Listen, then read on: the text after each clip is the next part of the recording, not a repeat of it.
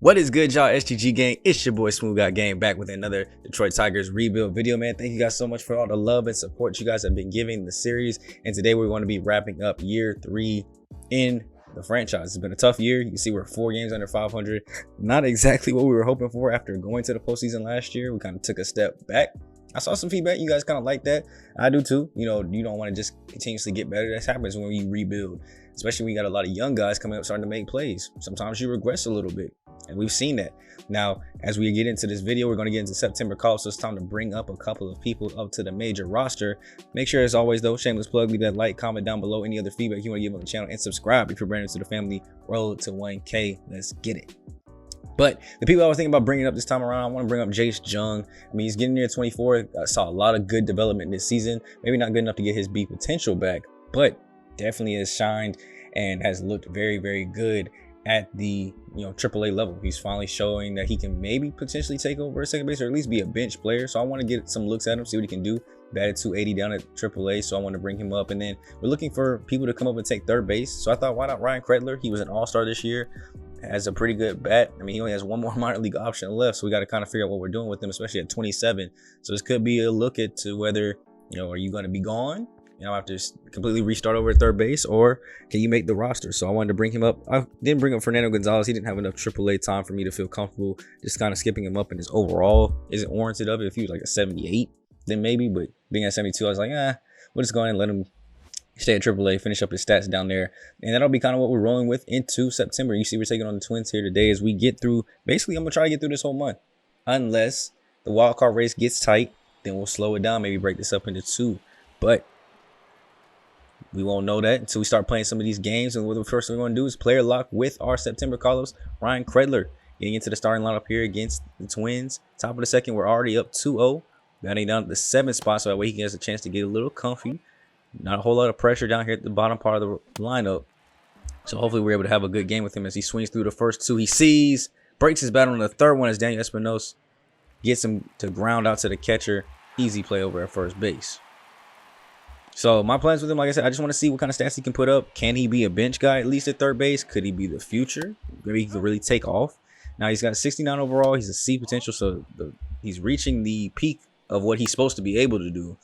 But we'll see if he outperforms his ratings or not, because, as in the show, you can outperform your ratings and have a season far better than that. So he could be a great guy on the bench for us, or great trade target, or we just release him. And that's going to be found out through this whole entire process of this September call-up and what final numbers look like. I also want to see what he's like in the field, too. Here's Casey Mize going a pretty good game. We're up 7-4 still here in the 6th, and he's still in. Great knockdown. Does he have the arm strength to get it over to first? Not in time. But, hey, impressive play to knock that down, though, down the line. That could have been easily a base hit. And as we come back in here, you can see the hits are starting to pile up. We go ahead and go to the bullpen and get out of that clutch situation. We're still up 7-6. Get a couple more insurance runs and bring back in Ryan Kreidler. As with 2 outs, we will go ahead and have runners at the corners and a chance to make this past a 9-6 ball game as we look to close out the Twins. Any win that we get in Division 2 helps out with our standings, helps out with us getting a chance to maybe slide into the wild card, or at least move our spots in the standings up. As we go ahead and jump into full game mode, Jordan Hicks still in the ball game for us. Close out the 8th without giving up a run. We'll let him go and get the 9th here. No reason to bring out the closer if we don't have to. Of course, if he gets tired and starts looking shady, Andrew is up there warming up. Now, I did see some feedback, too, from the past episode that just dropped. You guys are talking about some crazy moves y'all want me to do. I agree with some of them. Now, I don't know about this bullpen, though. I saw some, possible get rid of Hicks, get rid of Andrew Chafin. Them boys have been the 2 best relievers I've had on this squad. I don't know if they're going anywhere until maybe mid-season next year if they prove that they can't keep it up. But for right now, these are my 2 clutches, probably most trustworthy people in my bullpen, to where for games like this, I'm going to let him stick it out, especially because Jordan Hicks, I think, has a little bit of stamina, too, so he can go longer than just like 1 or 2 innings. He can go 3 or 4 if I need him to and still be effective with that sinker, getting it in on the hands, as we're not going to let us distract us from there down to their final strike. Here, Jorge Polanco, 1-2, swings and misses over the top of that slider. That'll be an easy dub. Here's Ryan Kreidler. Didn't do much in his performance, but as an offense as a whole, we were able to go ahead and show up, show out, and drop a 9-6 victory here. Casey Mize, gave up a lot of earned runs, I'm assuming. 5 innings, 3 earned, 9 hits, 2 strikeouts. So not as bad as I thought. Keith Clemens 2 for 3, getting another home run, 2 RBIs. I'm very impressed with that, and the numbers he's put up in general, batting at 287 and really driving home a lot of runs here. You see he's up to 27 homers on the season, leading the team, 75 RBIs now, which I believe is still leading the team. And I just can't wait for us to finally get a guy that has 100 RBIs and 30 home runs. That will be what my main focus will be in the offseason. Finding somebody that can do that. Ronnie Garcia gave up 2 earned runs in his short stint. Yamisi Garcia also being a clutch, coming off the bench. Now he's getting older, but he has been clutch too as well all season. ERA has been low, so I'm very proud of him. You see half outs going all around as we have another debut here of Jace Jung.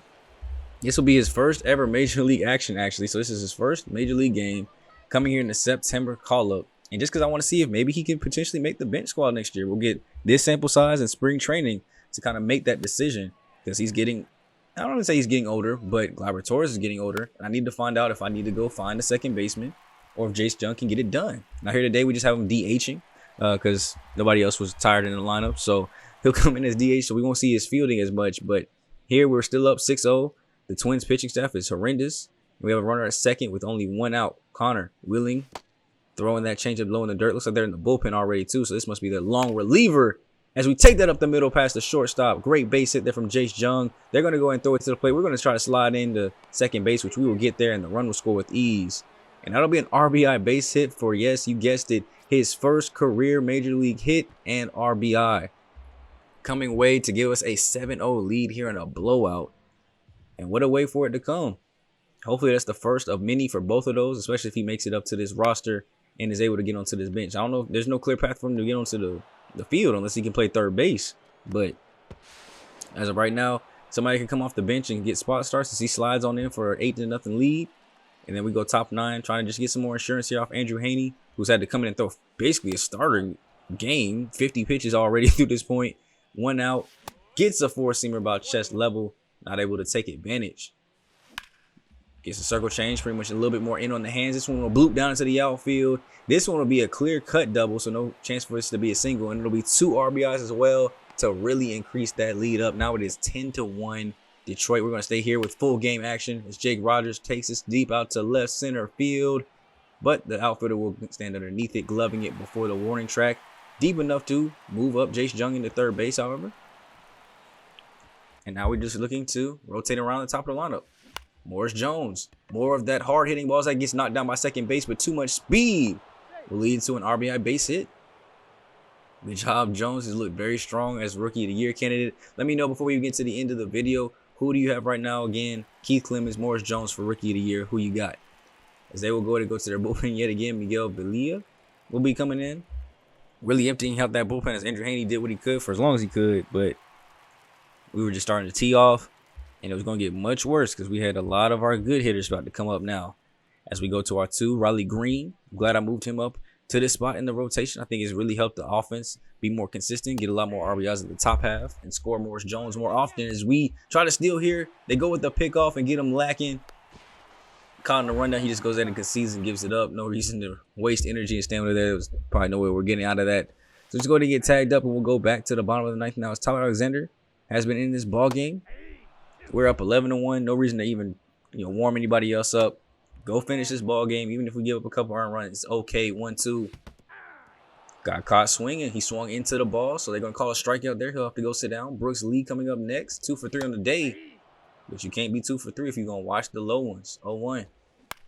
Chop this cutter. It will bloop down in front of Green for a base hit. They're going to need a lot more of those. They're going to have to bat around at least to be able to come back in this game here this late into it. So Frenchie Cordero trying to make something shake here with a full count. Swing over the top of the cutter. Not able to make anything work. That'll be out number 2. And then that's up to Nick Gordon at the top of the lineup to make something shake here as he swings over the top of that one. 0-1. Watches the next one. 0-2. What are you going to do? Bars as he flies this one deep out to Mars. I had to add one more in there. As Morris Jones will go ahead and get underneath it, glove it, and the Tigers go ahead and win this game. So 2, I guess you could say, debuts. Ryan Kreidler, I think, has been up here before.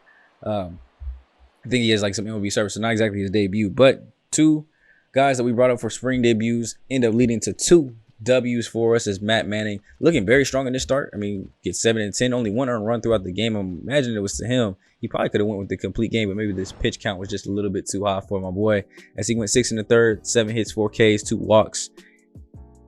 Pretty good game. And Jake Rogers, 3 for 5, 2 RBIs, and only his 5th homer of the season. I can't believe he actually came in and had a good game. I was starting to think that man was not capable of it. I can't wait for us to go to get back our trade target, though, to go ahead and start a catcher. But he's looked pretty good. 209 is not terrible. Might need to look for a better backup catcher in free agency, too, as well. As we look at the standings now, after those 2 dubs, we're now 69 and 70. So getting closer to 500, still ways back of the division, but only 4.5 back of the wild card. And a long ways away from being eliminated. So let the wild card race officially begin, as we're on a 5-game winning streak, 7 and 3 of our last 10. And we'll be kind of simulating through some of these series, doing a couple of critical situations too as well. As we got Atlanta up first, looks like Andrew Chafin is coming in for a close situation. We'll jump straight into it. Only need 1 out though, so not a huge situation, but the tying run is at second. And Chafin has done a very good job coming into the closer role for us, as we had to get rid of Alex Lange. He was not holding it up. He was looking, slowly digressing. Yeah, I think that's the right word. Digressing from the past couple of seasons, as we get a nice ground ball out over there. That's how you save a ball game. I'm not sure Alex Lange would have been able to do that for us anymore. I would have been terrified bringing him in. So after moving him out of the closer role, we were able to get a trade target that made sense. Just went ahead and shipped him off, and now we have Andrew Chafin holding it down with 13th save of the season. Tyler Alexander getting the dub here, so we had to score 3 in the 8th late to get the victory. See a 2-hit day for CJ Cron, even though we ended up having to pitch run for him. 2 from Torkelson and Rogers. A lot of doubles, a couple of RBIs coming away in this game. CJ Cron actually stealing a base. Ugh. That ball had to get away. Ain't no way that boy got his 6th stolen base in the season. That is crazy with that 18 speed. As Tariq Skubal ends up getting the dub there, we win the series 2-3. And then we have a series here against Boston, in which we win game 1, lose game 2. It looks like we end up winning game 3 on 9-0 victory there. You see 2 of those 3 games actually being 9-0. The Atlanta Braves game, we ended up winning 11-10. And I just had to see, basically I like to check out when we have scores like this, when the other team doesn't score. I just want to see if they get complete game shutouts. Matt Manning, they only let him go 8. Only gave up 3 hits, but 10 Ks. No walks. That was an impressive start. And then the 9-0 victory here. CJ Cron, Jonathan Scope both getting out a couple of home runs. 16 hits as a team, including a 3-piece there from Matt Verling. And Tariq Skubal, of course, he's going to finish off his complete game shutout. Only gave up 1 hit. He threw a 1-hitter. 9 Ks is officially under his 2 ERA. He definitely has to be the front runner for CY Young. Has to be. As we get through a couple more simulations here, Kansas City is at the very bottom of the league, not even close to us. We have a 3-0 lead here, but I figured, or we are losing 3-0 here, and they wanted Laboratories to continue hitting streak. So I figured, why not? Let's jump in to the ball game and see if we can maybe make this comeback here against the Royals. We cannot be losing to the worst team possibly in the American League. Swings over the top of the sinker. Watches the sinker low, so now it's back to a 1-2 off Brady Singer, trying to get him up out of here, as that slider was not even close. Didn't even make him dream about it. Singer still in this game too. He's the starter, so he's trying to get the complete game shutout, but already at 95, almost 100 pitches at the 7th inning. He could start to be getting tired. This is going to be a fly ball deep out to right field. 18 speed. They're going to go ahead and test it to the plate. We're not going to move it to third though. Throw into the catcher. Not in time. He's not even going to try to apply a tag. 3-1 game. Now, of course, we didn't get anything else out of it. Tyler Alexander keeps the game at 3-1. In the bottom of the 8th, we're able to go ahead and get another run across. So now it's just a 1-run game. Of course, Tyler Alexander gives it right back up. And now it's back to a 2-score game yet again with 1 out, runner at second base. We're going into the field. We're going to try to make a play on the ball, keep the runner in from scoring. And if Tyler Alexander can just get 1 more, which he ends up doing, we now have Dylan Coleman on the mound for them, trying to close us out. Long fly ball from Keith Clemens. And when I say long, I mean high, as that is caught in shallow left field. Not able to do anything with it. And we still have to get 2 runs across the Laboratories. We need you to be clutch here. Watching 2 off the plate. Can he walk his way over to first base? Make it easy for everybody else. In on the hands. You never know, that could have been called strike. So I see why you got to swing at it. Had good timing, just not able to put good wood on it. Now it's Jonathan Scope watching a beautiful first pitch there. 3-2. As he takes that slider, somehow bloops it into the outfield. Hey, that's all it takes. When you're making a comeback, a little bit of luck is required. Not just skill, but a little luck. Matt Verling is going to have to be up next, 2-0. Can he move the run around? Batting 312 this season. Coming off the bench, is this will end the ball game though. Not able to make anything, shaking his last at bat. Unfortunately, we lose to one of the worst teams in our division and in the conference at a time when we need to be winning every game possible. This is not. Did they all have? All three of them got different gloves. That's kind of swaggy. I might have to go change up the uniform colors for some of my players. Just like swag them out a little bit. Yeah. Y'all want to do something? I might. If y'all want to see some players in some specific uniforms and stuff like that, comment it down below and I'll make it happen.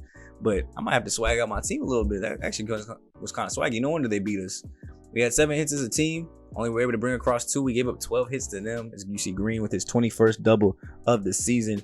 And we really got to do a better job of really making our runs come around, but getting more consistent with our pitching there. As you see, Casey Mize, 5 innings, 3 earned runs is not exactly the best.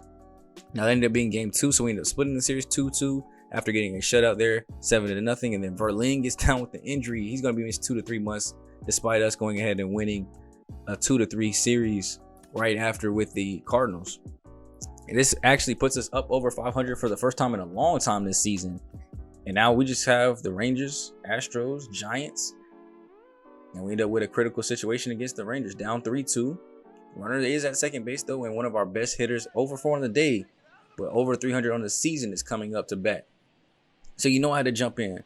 Jorge Lopez, 15 pitches into this game, gives me a beautiful curveball first pitch. You know we're taking that to the outfield. Jake Rogers going to come on around. They're going to throw to second base because they know that man on first got wheels. And just like that, it's a tied up game. We got to go ahead and see if we can win this. Riley Green up next, and he's 2 for 3 on the day. He can win it with one swing here. Ooh, a little bit pre-antsy, pre-judgy, as he thought he was going to be able to get it there, and that's a curveball. Hit up high, center field. He'll get underneath it, though. Easy catches, so we'll go and see extra innings this time around. We have Tyler Alexander on the mound already. One of our long relievers, so I'm going to leave him in there to see if he can at least get me this 10th. Maybe get somebody else for the 11th if need be.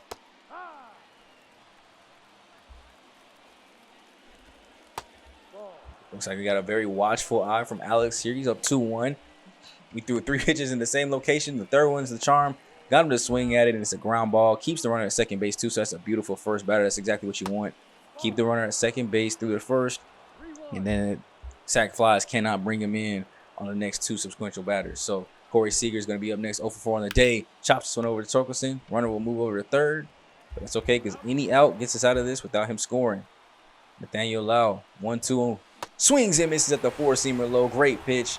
And we'll be taking things to the bottom of the 10th with our offense now having a chance to lock this off. Runner at second, Keith Clemens up. Swinging over the top with a sinker. You got Ryan Stanek is up there. I'm assuming he'll probably pitch the bottom of the 11th should they need him to. Right now we're still facing off against Jorge Lopez as he gets that beautiful curve over the top.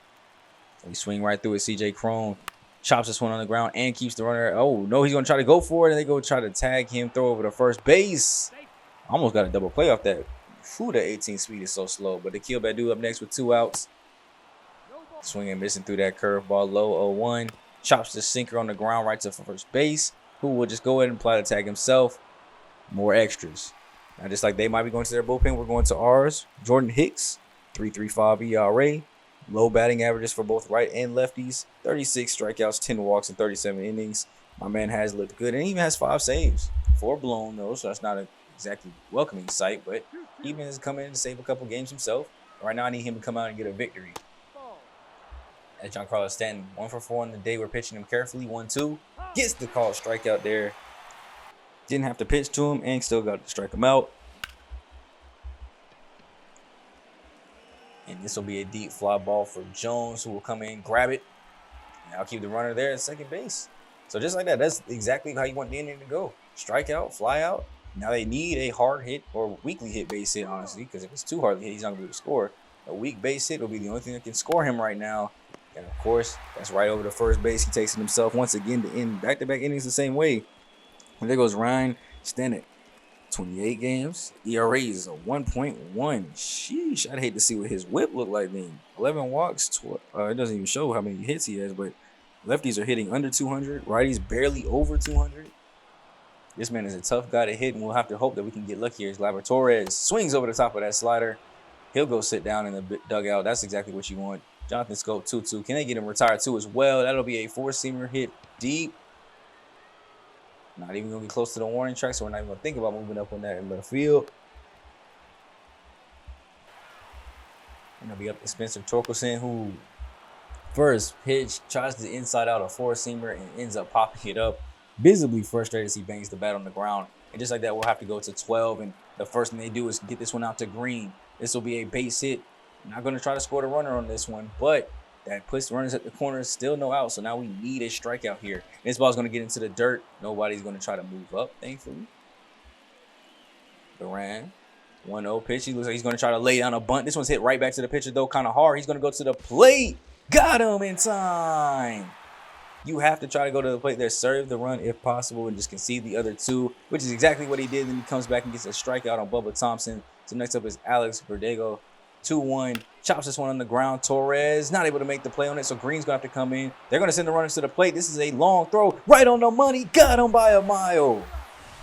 He had time to catch the ball, tie his shoelaces, go get a cup of coffee, take a nap, go take that post coffee, you know what, and then was able to tag him out at the plate as he is making this happen. Riley Green, beautiful throw from the outfield, right on the money, especially after the last one he threw was actually inaccurate. You gotta get those inaccurate ones out the way so that you can get the on-money ones. And we're going to come back. We're going to try to steal that formula too. Jake Rogers is up. Got a man at second base. So we're going to try to bunt. This one gets to the third baseman. So no play they can make there. We successfully move him over and around. And just like that, with one out, it'll be up to Morris Jones to try to get him across bottom of the 12th. Ooh, swings and misses low. Tries to get him to throw it away. Doesn't go. And it'll be 0-1. They try to pitch out here. That'll be a 1-1 count. I don't know if they maybe thought we would try a suicide bunt. I haven't tried that in the whole series. That used to be one of my favorite things to do in old MLB shows, though, as this one gets into the outfield. We got to test it. It's the bottom of the 12th. Why not? And that throw is up the line. You ain't Riley Green, and we're out of here with the dub. 4-3 Detroit. Go ahead and celebrate, young team. Good job, young rookie. I don't know how many times you've done it this season, but as far as us watching it, is Morris Jones as a rookie first walk-off hit of the series. And if he can be that clutch for forever, I'll love it. Look at the beautiful location. It's right chest high. Put just enough on it to get it just far out of reach to where we had an opportunity to think about testing it. We tested it, and the test paid off. It's not always going to. That could have easily been on the money, and we would have been out by a mile. But I will take that, man. We're out of here with the dub. Jonathan Scope, a 3-hit day for us, and he had a phenomenal day. Only 8 hits as a team. 3 of them going to him is pretty, sad. A lot of goose eggs, especially through that middle part of the order. But we're able to come out with the dub. Keith Clemens gets up to RBI number 82. Maybe he's eyeballing that 100. Keel Badu gets stolen base number 18. And Jake Rogers, 7 errors. Man, I can't wait to get back our catcher. I got to remember his name. We just traded for him, so I don't remember off the top of my head. But can't wait to get back our young athletic catcher. As you can see here, minor league seasons are ending. Neither one made it to the postseason. But we definitely will be checking out the end of the year stats. Starting out here with the AAA lineup. Looking at some of the team hitters, you see we have over four guys over 100 hits on the season. Drew Jones barely cracking that mark at 100 hits as well. Only a 220 average. So, I mean, obviously you got to get more hits to raise that up. And he saw some regression to his contact versus left, but it's almost make or break time for him. I mean, 18 home runs, led the team in power with 68 RBIs too. So he's leading in some of those good categories. Maybe we can just get that average up, or maybe he'll just end up being maybe more of a power type of guy, low order type of guy coming off the bench. But I just can't warrant a move up hitting at 220. Now, thankfully, none of these guys actually hit that good, that had significant minutes. Gage Workman was at 277 in his limited time up. Fernando Gonzalez, 264, 6 homers, 22 RBIs in his limited time up. Had 376 on base, 434 slugging. We had 2 guys over 1,000 OPS. But you see some of the guys, a lot of guys at the top of the list there for the average were guys that didn't play all season. So that's why it's kind of hard to look at my AAA and be like, some of these guys need to come up. We need to do a better job of drafting positional talent. I feel like we've done pretty good at drafting big hitters, but depth behind it has been kind of lacking. You see Drew Jones led in WAR as well with a 2.9. And I wanted to see if it actually reflects how bad he's been doing, that -9, 257 against righties, but 151 against lefties. 8 homers though, to match up with his 10. But I can definitely see why the contact versus left took a major hit down and the power versus left major hit up. Now, if we can just get that stuff to kind of balance out just a little bit more, we might have something there. It's honestly probably just the 50 vision. When the vision's low, it's kind of hard for the hitting to kind of get right too as well. Pitching, I think a lot of these guys did really good. You see Wilmer Flores here, 174 Ks, only 71 walks. Wentz, 147. Troy, Kai, all above 140, close to 150. So almost all of our starting pitchers ended up getting over 100 strikeouts. Of course, Bo was the only one that didn't. But then you look at ERA, Kyle Busch is the only one with a 4 ERA. So that's pretty good. That's exactly what I like to see. All my starters below 4 is exactly how, you know, you would win games if you had bats to back it up. Only 3 pitchers in general over 4 for ERA. And you know, I love to look at the quality starts compared to games started. 18 of 30 for Wilmer, 17 of 30 for Bo, 16 of 30 for Joey, 16 of 28 for Troy, and 12 of 24 for Kyle Busch. So not too bad at all. As well as Bo getting 3 complete games, 2 shutouts. We've only used one of his options. He might be an option to go up to the major league level as maybe a long reliever, possibly. At 68 overall and the low potential, I do not see a chance of him coming up. Same thing with Austin Roberts, 4 blown saves, but a lot of saves that he actually was able to get. Just the low potential kind of scares me away from moving him up to the next level. You can see here the home runs per 9 or home runs allowed. We have a couple guys giving up near 17, 16, which can kind of help out, but low home runs allowed numbers leads to low ERA, leads to better WARs. Look at everybody basically above 2, including Santiago Nieve. You saw his was pretty high. He's got a little bit of time down in AA. I think these stats are a little bit better. Look at the walks here. Leo Franco, only 24 of them things. So there's walk per 9, seeing a +4 boost up to 80. Not a guy that's going to give up a lot of walks, but not going to get a lot of strikeouts either with 97. You see Kevin Castro with 109. Brennan Hennefy with 137. Santiago Nieve, though, 151. Had a 4.02 ERA, a 1.4 whip, but 151 strikeouts, only 39 walks in 141 innings. That man was balling. Up to a 67 overall now, and he's looking very, very strong. I'm probably one of our top pitching prospects right now. If we can get that ERA just a little bit lower, so maybe one more year at AA, you might be able to make that leap up to AAA. And 4 guys above a 4 ERA, including a lot of starters. Unfortunately, see Jason Sheely is doing terrible. Ty Madden did terrible. A lot of the guys that we've recently picked up that I thought could be namesakes doing bad. The quality starts to game start. Everybody's basically above 500 on that. Even Steve, 13 of 23, is probably having really good numbers. That's probably why the ERA was so high.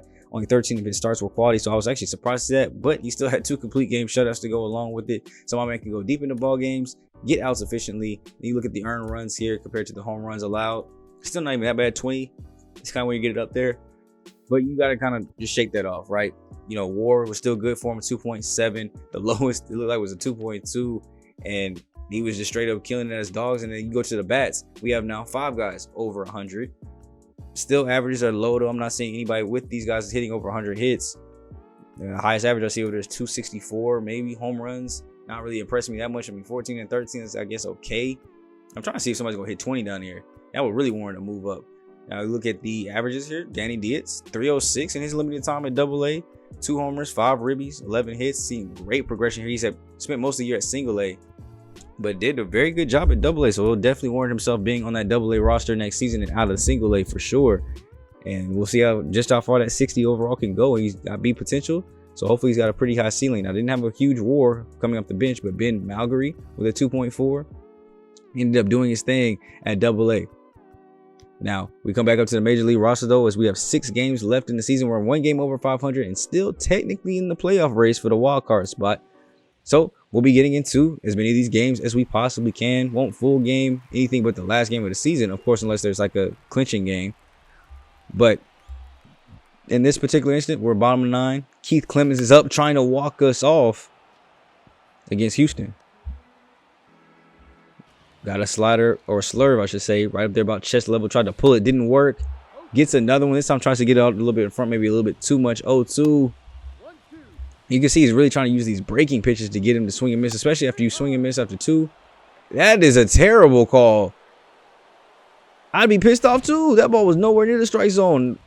Can't even see it back on the little box down below, but that thing barely maybe kissed it, if anything. And that got the whole team discombobulated. Everybody looking back at the umpire now after these sliders are just getting us swinging and missing. And it's up to Kilbadu with 2 outs to give us a 2-out rally. This ball is going to go deep to center field and just go ahead and get gloved in, man. We have nothing to do with that. And we'll be seeing extra innings, but before that, rain delay. This is the last thing that you want. The game already about to be extended into extra innings, and you got to sit through a rain delay. Now here, I didn't know who was out there, how fresh he was. I just knew I didn't put anybody up in the bullpen. So rather than do that and try to warm him up real quick, I just keep whoever's in. And it turns out to be Matt Brash, who had thrown 2 pitches in the previous inning, I guess, to just get 1 out real quick. And he'll be coming in here to hold this Houston offense. 4, 5, and 6 set to come up. Kyle Tucker doing exactly what you want in extra innings. Getting a pop-up over to third base. Runner can't advance. That is how you start off the extra innings right there. O'Neal Cruz, 2-2 count as well. I don't know how you don't offer that circle change with 2 strikes. But can we go ahead and get him to chase maybe the slider? Not offering at it. We'll go ahead and walk over. We'll go to our bullpen, though. I did get Yamisi Garcia up as soon as I saw Matt Bracey was in, just in case he kind of blew up. Great ERA, great strikeout numbers. One of my favorite relievers on this team, and one I would protect to keep this lead safe. Low in the dirt there with the slurve. Evens everything back up 2-2 for Jeremy Pena. Popping this one up to Akil Baddoo. This is going to be shallow.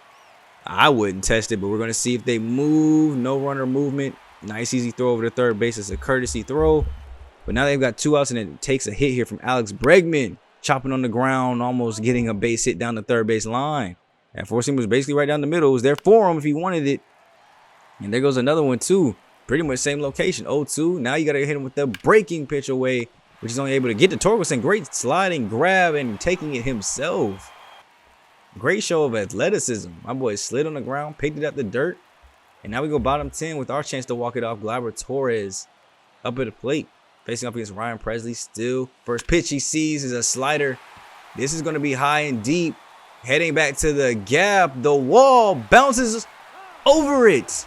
Let's go. That's a dub for the Tigers, man. He gets the RBI automatic double. I think that's one that's an automatic and not ground rule. As that just bounced right in front of the wall, right over the top. Even if it didn't bounce over, and with us tagging, he probably would have still been able to score off that. That ball is deep. Akil Baddoo has plenty of speed. That was a great way to walk up. The first pitch to a slider up chest level, bounces it up against the wall, or over the wall, I should say. Way to come away with the victory, and that keeps us in the playoff on. Every loss knocks us further out. Every win at least gives us a chance to have tomorrow to fight to get back into it. So great team win here, 8-7. We were able to go ahead and bounce back for a comeback in extra innings, tie up the series 1-1. Yamisi Garcia getting his first win of the season. I'm surprised it's coming this late. But 3 for 5 day for Gleyber Torres, home run, and that walk-off double was the one earlier in the game. See, Clemens went 2 for 5 as well. We go into the full box score. Morris went 0 for, but still hitting over 300, thankfully. CJ Cron had 2 hits. Gleyber Torres with his 3 and 4 RBIs. 24th home run of the season. Let's not forget he's actually hitting some power. I did say I wanted him between 20 and 25. He's done that. 4 ribbies get up to 78. Cleve Clemens is still leading with 84. Casey Mize, another inconsistent start. 5 innings, 4 earned. And then actually Jordan Walker ended up blowing the save there. 2 innings, or gave up 2 earned runs there late. That ended up tying up the game. So with that being said, we go back into standings to see kind of where we are. We're 2 games away from being eliminated, 3 games back of the Yankees. We have 4 games left. I mean, if we win out, they lose out, there's still a chance, right? So next up, we have the Astros, game 3, and Matt Manning on the mound.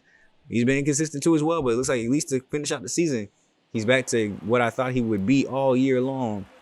And we're actually going to player lock on Gleyber Torres, who just hit the walk-off home run last night. Or not home run, but walk-off hit last night. So why not focus in on him to see if we can try to do some more magic. Bottom of the 4th, 1 out. Jose Urquidy? Y'all got to start leaving comments down below. Let me know how to say some of these players' names. As we get a line draw, base hit up the middle, it's going to score in a run. We're not going to let my mispronunciation of names stop us from the fact that we are still out here getting these runs. I was about to say getting these buckets, wrong sport. But we're going to go ahead, and they want us to take off for second base on a steal situation. For whatever reason, I'm trying to get over here. And then look, you see, like, I don't fully get set. I don't get any kind of lead off before he pitches off. And it wouldn't let me, like, skip forward. So, like, I didn't have, and he's only got 48 speed. So I'm trying to get a lead off. They really want me to steal. So I'm going to go off on this one. He's going to go ahead and take for strike 3 throw. Not even going to be a clean glove play there by second base. So we at least move up, but it'll be a strikeout of Jonathan Scope. So it'll be up to Spencer Torkelson to go ahead and have clutch in his veins with 2 outs. 1-1 count. Lines this one, and it will get down into the gap. We're going to go ahead and test and try to come home on the throw. The throw is going to be right to the catcher, and they got my arm just in time. I wanted to test the throw, see if maybe we can get one up the line. And you can see we probably needed to test it anyway. We are now down 8-2. As Gleyber Torres is trying to make something happen here. 2 outs in the bottom of the 8th, but not much you can do if your team is not going to hit for you. That four-seamer goes low. That dirt, Loze. Trying to pitch him carefully. He's got a 3-1 count now. Has not put anything over the zone yet. There goes one. Cutter in on the hands. Foul ball. Very late on the swing there. He throws a slider in on the hands, and thankfully we get the call this time around. We get to walk over and start a 2-out rally, hopefully with Jonathan Scope. Maybe he's able to show a little bit of power here with the full count. This will be a dribbler on the ground to short. Easy play over to first, and he actually almost beat that out with 47 speed. If that might have been 60 speed, maybe. Now, of course, we go top 9. We're not able to do anything bottom 9. We were only able to get really 2 guys on. Nothing else to come of it. And with that loss, I mean, it doesn't eliminate us, but it makes it to where there might be, even if we win out, a tiebreaker type of game, because we really need this win. Matt Manning, 5 1/3, did not have a very good game here. I mean, most of the runs ended up getting given up in that 8th inning anyway. You see, we had 10 hits as a team, but we need to start bringing around more runs than just 2. We have those hits. Morris Jones hitting a solo home run for 1 of them. So that means 9 hits for 1 run. Got to do better. 3 earned runs, 4 walks, 2 Ks. Can't win a game like that either. And we are just 1 loss or 1 Yankees/Orioles win away from being out of the playoff race. So 80 and 79 will come back in for a player lock game yet again with somebody we haven't actually paid much attention to. My trade target that I'm actually pretty excited about for catcher, Harry Ford. Hasn't hit for a good average, but is coming back off his injury and has high potential at B level. He's got good contact, good power, good vision, and great defense. As that just died down out there on the warning track. Not able to get out of there on the first swing. I thought we might have had some magic here. We go top 5. We are now down 6-2 once again. No pitching to speak of as that circle change is running loose. 0-2. They called a check swing on that one, so he'll have to go sit back down in the dugout. Now it's 4-9. Buck Farmer is on the mound here for them, and we just take the first pitch, chop it over to third base for the easy out. Still not able to do anything with him. I think he has a promising future on the team, though. I'm glad I made the move. I think he's definitely a long-term solution at catcher, especially since the other guys we drafted, I feel like, could make that move. They didn't really have eye-catching stats to me, so I think having him there will definitely be a very big and key addition. Now, here's you going to look at some of the stats here. It was Jackson Jobe, 3 2/3, 6 earned, and just like that, we're out of it. We're 80 and 80. We have no hopes of the postseason because the Yankees ended up winning. We're done. I mean, we can't even really jump over the Twins. Yeah, this is it. I mean, we have 2 games left, so the only thing that we're really fighting for is to be over 500 at this point. And they had a critical situation going this one where Riley Green wants to extend his 13-game hitting streak. We end up winning that game 4-3. And we'll just go ahead and get into the last game of the season, basically, with an opportunity to be over 500, not just be at 500. Nick Madden, no checking the box score, hit a 3-run home run there, so that's great on him. And Tariq Skubal finishes off another great game as part of a Cy Young candidate, maybe even MVP candidate. 22-4, 7 innings, 2 earned, 3 Ks. We'll check out the awards and stats later, but I think he's got a real good shot at the Cy Young for sure, but maybe even the MVP, depending on what the other stats look like in the AL. But it is time for the full game. I know you guys love that I add gameplay into this, and yes, we are going to still get in a full gameplay here today, as it's the last game of the season. We're trying to see if we're going to go 82 and 80 or 81 and 81. This is for all the marbles to go over 500, and we're playing the Giants. Alex Wood, 32 starts, 3.4 ERA, 1.2 whip, so it's not going to be easy. Doesn't strike out a lot of guys, though, with 154 or 145, but also doesn't have that many walks. So good control of his pitches, bad control of their gloves and the defense, as that's going to ricochet off the glove. And Morris Jones is going to be on first base. They actually awarded that a hit. So runner already on for us early. And then Riley Green taking the first pitch. He sees right to the glove of the center fielder. Not able to make anything happen with that one. But you know, I'm testing out a new lineup here today too. Gleyber Torres will be hitting at the 3 spot today as we go ahead and take off for second base. Easy runs. Morris Jones is in there with ease at his stolen base number 41. Trying to hit that 40-40 club. 40 stolen bases, 40 doubles. We'll see if he's able to get into it today. But yeah, I'm having Gleyber Torres hit third here today. Just switching up the orders a little bit. I mean, my dude hit 24 home runs, had a bunch of RBIs. I think he would do better in that role. Having Keith Clemens, who leads the team in home runs, despite not having the most power, actually be our 4 guy. If he's the one hitting the home runs, I'm going to put him in the best spot to go hit them home runs, and that's the 4. Now, unfortunately, he ends up striking out here, so now we have runners at first and second, 2 outs for Akil Baddoo, who's also been hitting for a very good average, 291, so that's great to back up power. You know, If they able to get those guys out or just to restart another rally, let's get somebody else that can hit like a leadoff hitter. And that's Akil Badu as he draws the walk on a questionable two-seamer upstairs, but I'm not going to argue that one because they should have gave me my other one earlier. As CJ Cron does the unthinkable and grounds out a circle change with bases loaded. They get out of that by the skin of their teeth. Only one hit on that, a couple of walks, but Luis Severino will come in now. 32 starts, 13-10 record. He's been just as good as Tariq Skubal, just not as many wins, but been phenomenal. Not giving up a whole lot of hits, not giving up a whole lot of walks with that 1.2 whip. And the strikeout numbers are looking good for him. So here today, he's going to be looking to try to get us another win here, keep the offense in check. And already it's not looking like a good day at the office. We are 7 pitches into this, and he's only faced 2 batters, one of them being a full count walk. The next one, Isaiah chops that one foul for the 1-2. We'll come back to it. Watching it low. He's got eyes in the back of his head. Let's come back to that slider, though. Off the edge to get the swoop. So back-to-back full counts. We're at 12 pitches now. We've only seen 2 batters and have no outs. But that'll just go ahead and be a 2-for-1 special with the double play 5-4-3. And just like that, Tyler Stevens is up now 2-2. And we're closing in on 20 pitches already. As he goes across on that slider, we evade a 20-pitch first inning. And if this is going to be a long start for him, we definitely got to get that down. So we're actually going to stay here with him to see if he's able to calm himself a little bit, locate the pitches a little bit better, and more importantly, confuse the batters. Get him to swing at a couple more. As we have Mitch Hanger coming up with a 1-1 count. Swinging, flying this one out to green. This will get down with ease and probably bump up against the wall. He'll go ahead and try to stretch it in for 2. We'll go throw it to the cutoff man. He's in there safely. So that's a leadoff double for Mitch Hanger, his 27th double of the season. Already a run scoring opportunity here for the Giants. Ryan McMahon's up. 24 pitches into this one already. And he takes the 0-2 pitch out to Badu, who's going to have to glove this one and throw basically backpedaling. So that's going to be an easy move up to third base. Probably lucky he didn't go home. But then we have Cedric Mullins. 1-1 count. All it takes is a deep fly ball, a slow roller, to go to bring him in, and of course we get the strikeout. Luis Severino is clutch with those. Cutter right on the lower part of the kneecaps to go to get that strikeout number 1. And then Jonathan India with a 2-2 count. Batting .215, lower in the order than we had him. If you haven't seen the Red Series, make sure you guys go check that out after this episode. As that one pops up in the ground to make it full. Trying to get him to chase that slider low. They are not biting at it at all, so we'll have to round it up 3-2. And we will walk and lose him. Closing in on almost 40 pitches through an inning and 2/3. This one is chopped over to Severino. He'll race to go grab it. Throw over to first. Got him. Easy plays. And now we're going to go back to our bats, man, as things finally calmed down in the 3rd inning. No long inning for us that time. But now back to our bats who have been ultimately sided through the first 3. We finally get our 2nd hit of the game there with Keith Clemens getting that bloop base hit into the outfield. And then Akil Badu says, shoot, I want to do it too, as he drops one on the other side of the outfielder.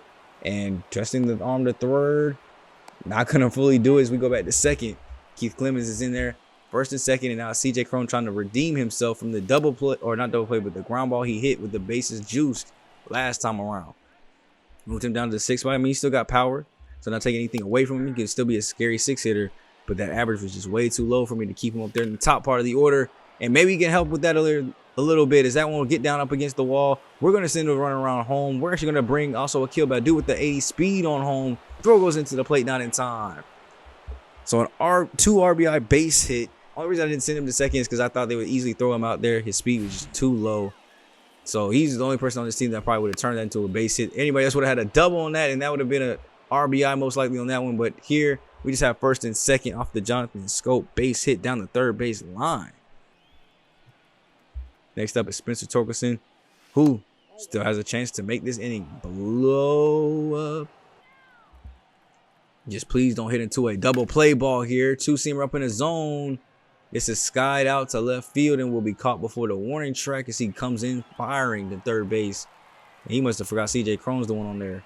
You could have hop, skip, took it. You probably could have ran to the bag before he got there. And now it's Harry Ford. Promising young catcher prospect trying to make some clutchness happen as this one will go out and get caught. Not going to try to move up. 18 speed, I'm not going to lie, terrified me. I thought he was still going to be halfway there when that throw got in. So At least we get back to the top part of our order with no double play balls. There's Morris Jones, gets a base hit up the middle. And this time around, we're going to go ahead and send him on to the plate. This is a long throw to come into it. And we will be in there in time. If that's on the money, we're out. I'll take it, though. A 3-0 lead here in the 4th. And another steal attempt from Morris Jones. That'll be number 42. As he goes ahead and swipes another bag, my boy could probably be the next Ricky Henderson. We might aim for that 130 in the season next year. And that boy going to keep stealing like this. Chopper on the ground by Riley Green. First baseman plays it and throws to the pitcher, and he's got him. Great play there to go ahead and end the 4th. And now we've got Isaiah Kenner Falafa. You think as a Yankees fan I'd be able to say his name, but I cannot. I don't know. I've always struggled with saying his name. I cannot do that thing. But in the bottom of the 6th, we're going back to Luis Severino. After getting a 3-0 lead, he's kind of calmed down as well as far as his pitch count, getting these outs. Psych, I lied. My boy's at 91 pitches. Y'all knew I was lying. I don't know how much further into this game he's going to go, but he's got a complete game shutout working for me. You guys know I love my players' stats. Look at that strikeout coming through. I'm the type of coach where if you got your stats running, it's not going to be a detriment to losing the game. Get your stats, my boy. Because what do those accolades do? They look good on the coach. I produce CY Young winners. I produce MVPs. I produce good players. So get them stacks and rack them up as we get that nice double play to go ahead and get out the inning. Man, that's 6 innings strong. He was able to stay under 100 pitches. As we go bottom of the 7th here, Ryan McMahon is still in there. You can see pitchers out of energy. 101 pitches, and I'm just trying to see when he'll make a mistake. I've got people in the bullpen up and ready just in case. You can see the bullpen over there. You know, we got people up and ready just in case he makes a mistake. But we have a 3-run cushion for him, so we have a little bit of time to be okay. And I mean, those 2 quick back-to-back outs help out a lot to keep him in this game. He's only at 105 pitches now. He's at 101 a second ago. Bottom of the 7th, first pitch for India. Watches that one on the outside corner. Not much you can really do with that one. Chops this one on the ground on 2 pitches. See, look. All it takes is a couple of quick outs, a couple of quick innings. He might be able to finish this one up. We go bottom 8th. He's still in there. 107 for Estrada. See, watches that cutter come across the plate. Still not, fully out of energy. He's tired, but he's not completely wiped out. That 4-seamer's coming in at 94 now. It's on the slower end of his arsenal. Swing and miss upstairs at the 95-mile-per-hour heat. Go ahead and go sit down, young blood. Austin Barnes will come in with the 1-2 count. And he will go return to his seat as well with that slider. And now we've got Steven Kwan as we go back up to the top of the lineup. And this is where things get scary as we chop it over to first, get the out. And now it's like, okay, for the bottom of the 9th, do we let him face the 2, 3, and 4 hitters coming up? He's only given up 3 hits today. He's pitched phenomenally. This will be a great end to the start. If we can get some more assurance runs here, I'd feel a whole much more safe bringing them out. So let's see if the offense can make the decision easy for me. We'll start off with Harry Ford, who's 0 for 3 on the day. Facing off against Ross Stripling, who's had to come in and pitch a good portion of this game. He's came in and shut us down, basically. Almost 30 pitches into this thing. But we're looking to see if he'll make a mistake this late into the ball game, chopping that sinker right over to second base. And look, that's another thing I love about Harry Ford, too, at catcher. How many catchers have good speed? He's got 82 speed.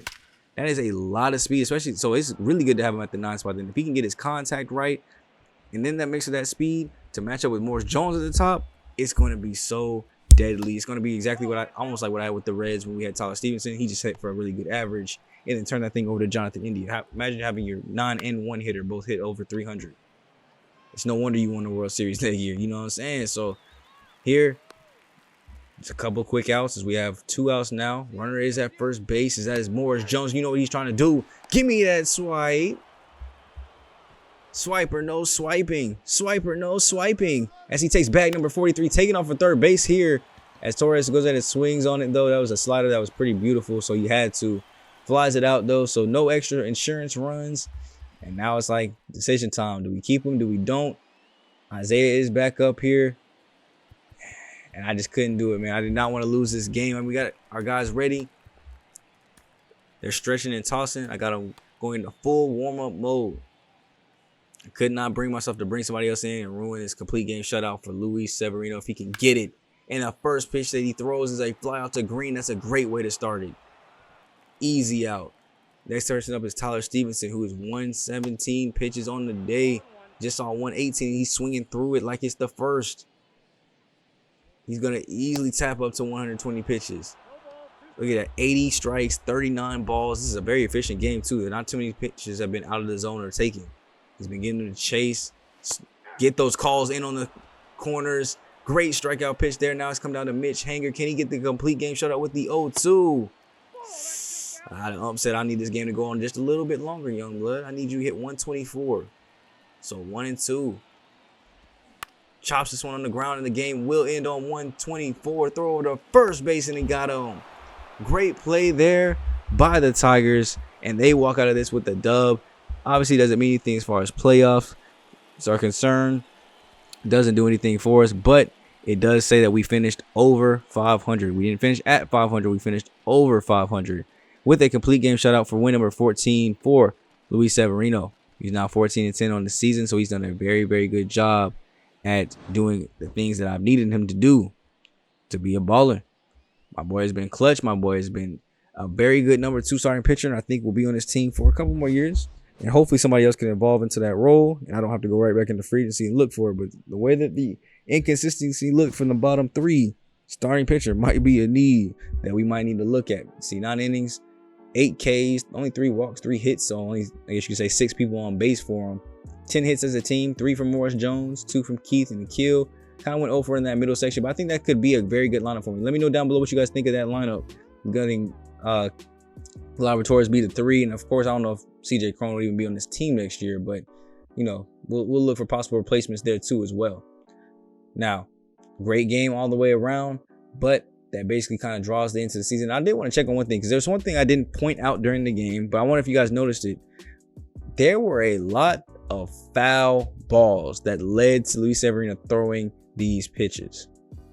For whatever reason that may be, this team fouled off so many of our pitches that I started to question what was going on. 18 four-seamers got fouled, 5 circle changes got fouled off, 6 sliders got fouled off, only 1 cutter, no 2-seamers. But in total, 30 pitches that were thrown were fouled off. Not just, you know, 1 or 2 here and there. No, 30 pitches got fouled off by them as a unit, as a whole.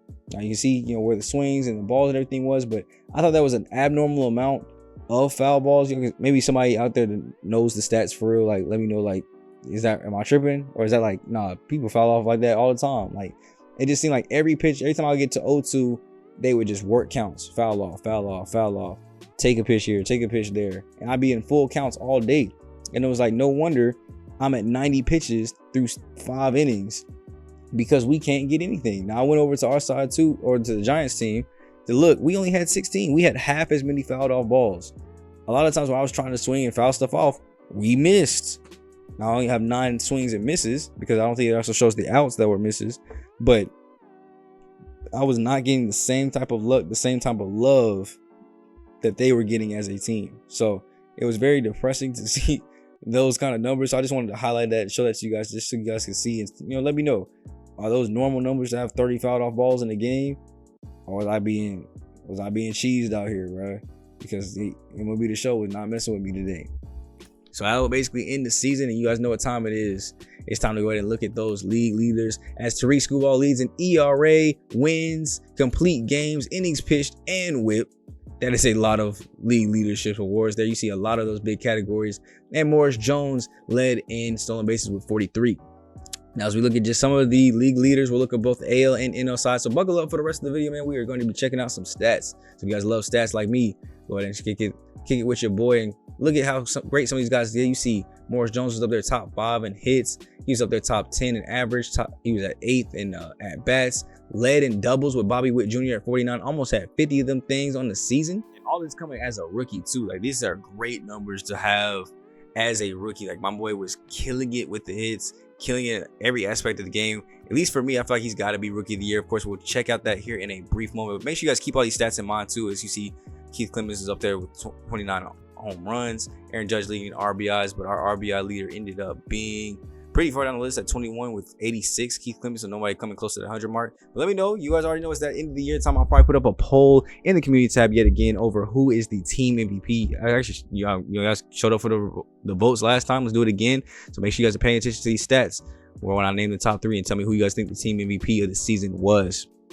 Now, of course, we're going through all these major stats here. You see OBS, on base percentage, Morris Jones is up there. Slugging, it looks like the top dog that we had in this, I would imagine, would be Keith Clemens. So we scroll all the way down. It's actually Gleyber Torres at 35. That is terrible that we had nobody higher than 35 in that specific position. So OPS, Morris Jones ends up being the best there at 28. And here goes the fun side. Keith or Tariq Skubal, you already know he was leading in wins, tied for second in losses, saves. We didn't really have a closer for most of the season. ERA, he actually led, the only person sub 2. That's got to be mean something as far as that CY Young award and maybe the MVP. But I'm telling you, tied for first in home runs allowed, shutouts. He was tied for second with 3 of those things. As Aaron Savale was at 4. Nice. Shannon McClellan was at 228 strikeouts. Shintaro Fukunami 215. Jake Joram 213. So I mean, Tariq Skubal was 1 strikeout away from the 200 club, but couldn't crack it, unfortunately. Led in complete games, though, with 5 of them things. You see Casey Mize actually tied for 4th with 3 of them things, despite being inconsistent. Skubal led in innings pitched, too, as well. Shane, who they're battling for the lead in all these leads, led in walks. Tariq led in whip, though, with the .94 as one of only 2 people to be below 1. Pitching war still somehow Tariq Skubal 0.1 less than Shane. I don't know. His numbers did not look amazing to me. I mean, 12 and 12. 225 innings. The one thing I could think about was possibly looking at the quality starts. He had 31 of those things, so 31 out of 33 quality starts, whereas Tariq was 28 for 33. That was the only edge that I could really see him having. The FIP numbers, the ERC, those are all in Tariq's favor, so I couldn't imagine what was going on there. Now, the batting war ended up going to Mike Trout. And like I said, we'll be looking at the NL stats too here as well. Let me know if anything kind of catches you guys. I will just go through it quickly in the behind the scenes as we kind of talk about maybe some future plans for the team as we will be getting into yet another off season. Now, we will not be going through the playoff bracket in this video, so no worries about that. That'll be how we start off the next episode. But we definitely have some major moves that need to be made, some fixes that need to be made. Last year, we finished off way better. And I think I like the comment that came from you guys. You know, it's like almost like a second rebuild coming into the channel. You know, it's not going to be that easy just to go and win one. With the Reds, we continuously got better. Ended up winning World Series. This time, we're going to have to work for it. Now, let me take a break from that as we got our award winners. And Keith Clemens wins AL Rookie of the Year. Tariq Skubal, we already knew he had the CY Young locked up. MVP, he actually finished second in that voting as Aaron Judge. 315, 44 homers, 115 RBIs is pretty good. 22 and 4, 193 ERA, 199 strikeouts, though. I think that, I mean, at least he got like an honorable mention. You know, he's top 3 in the list for MVP, so I'll give him that. But Aaron Judge will go to take away the MVP hardware. Tariq Skubal was walking away with that CY Young, though. Nobody was touching him. Garrett Cole was pretty close. It looks like Yordan Alvarez for the batting title this time around, knocking off Akil Baddoo with his 332 average. Reliever of the year goes to the Angels closer, Jimmy Herget. But yeah, Keith Clemens, Rookie of the Year, 287, 29 homers, 86 RBIs. I guess they really love the homer RBI combo because Jones had batted over 300, wasn't a power hitter, still hit 11 bombs, knocked me out 40 doubles, 40 stolen bases, led in both of those 2 categories, had a lot of walks, had a lot of hits, had a lot of at-bats, and he's grown significantly, being up here. He's a 78 overall now. I feel like the sky's the limit for him. He'll be at 80 before too long. Keith Clemens, I can't say the same for. I feel like he might end up being cursed and stay at 78, 79. But let me know down below. Would you guys be okay with it? Since he won Rookie of the Year, you know how when you win awards in Madden, you receive a dev trade upgrade. Would you guys be okay if we raise Keith Clemens to a B? I might have to do that this offseason. You know what I'm saying? I might have to raise him up to a B potential. I do one Rookie of the Year. I think he deserves it for sure. Now here you see we're getting a couple other awards or a couple of other honorable mentions as we're in the top 3. Not really nobody else kind of winning anything else after the fact. No Gold Gloves. You saw the defense was booty cheeks for us as a team. Silver Sluggers, we're not really there for it yet either. We're working on it. We will get these things back up, and then we have the National League side. But yeah, I think it's fair to give him a B potential. And how I will go about doing that is maybe just give him, you know, exactly 10 points up from whatever his potential is now, just to make it fair and easy. I'm not gonna make him like, you know, an A potential prospect like Fernando Rosario is. He won the Rookie of the Year on the other side. I mean, we almost wanted to pick him up too. Looks like he showed out and was great. 25 bombs. Looks like he ended up turning into a power bat over there for the Nationals. So good on them for getting that up.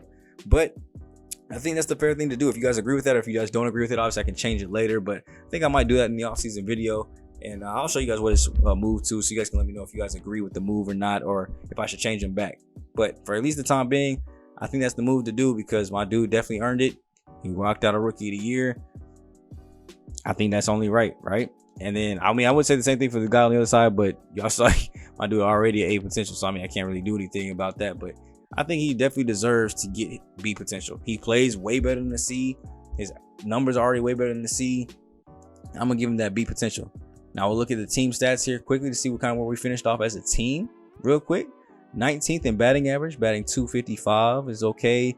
19th in runs with 672. I'm not mad at it. Hits 1426 at 17, so about average there too. Doubles average at 18th with 274. Triples, this one we're actually about average as well, tied for 19th, 33 of them things. Home runs, which I thought we'd honestly be way lower than this. I thought we'd be last, with 23rd at 175. We really didn't hit that many bombs. Nobody hit 30 for us. Really got to get that fixed. RBIs, we ended up finishing back in the middle of the pack at 19 with 662. And then we move over to stolen bases, which since we had a stolen base leader, I had to check it out. Tied for 6th with 128 there as a team, with a slugging percentage of 21st. On base percentage is a little bit higher than that at 17th though, so it gives me some kind of hope there. ERA was 9th as a team. If we had just got our hitting right, mostly probably just our power, we would have been straight and probably back in the postseason. As we finished, you see top 3 in complete games and shutouts, bottom 5 in saves. Like I said, we had a closer change. 8th in hits allowed as a team. Runs allowed, we finished just at 13th. So pretty average in a lot of these categories, maybe moved up a little bit. 9th in earned runs. Home runs allowed, we were 5th. So I think there's a lot to love about this team, a lot to go forward with, and I think we can make some positive progressions with a good offseason move. I think, honestly, letting a couple guys go. I'm not going to let you guys know all the offseason plans. You guys come back for the offseason video, but letting a couple guys go, maybe making a couple trades, getting some, maybe 1-2 new bats in the lineup, maybe another starting pitcher. That's all you guys will get. You guys got to come to the offseason video to see more. And I know I've been slacking on uploads. Your boy is going through a lot of emotions right now. So, just know I'm pushing out this content as fast as I can. I love making these videos for you guys. They do brighten up my day. I'm just so drained from a lot of other stuff going on that it's hard to get to.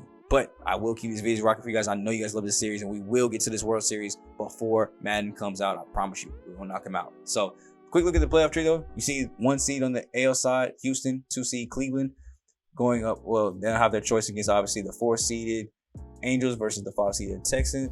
I would say Texans, 5 seeded Rangers. And then on the other side, you got 3 seeded Toronto, 6 seeded Yankees. So what's that? Oh no, it's only 2 AL East teams. I would say 3 AL East teams. Good. Kind of like real life where there's like 4 of them in the postseason right now. On the NL side, you got, of course, the Dodgers at the 1 seed. 2 is the Mets. And you got the Padres versus the Giants, and you got the Cardinal. Yeah, Cardinal. I don't know why that does not sound right. I feel like I'm saying the wrong team name, but I'm gonna rock with it for right now. If I'm wrong, y'all can just roast me in the comment section. St. Louis Cardinals. The Cardinals versus the Phillies as the 3 and 6 seed. So let me know right now. Also, go ahead and throw it in the comment section. Playoff predictions. Who is your World Series matchup going against, and who is your World Series winner, and how many games? So for me right now, looking at this bracket, I'm just going to go ahead and roll my 2 favorite teams on each side of the bracket. I'm going to say it's the Yankees, Dodgers. Yankees winning 6. Let's roll. I'll catch you guys in the next video. It's been your boy SGG, aka the King Games, aka SmooveGotGame, and I'll catch you guys in the next video. Your boy is gone.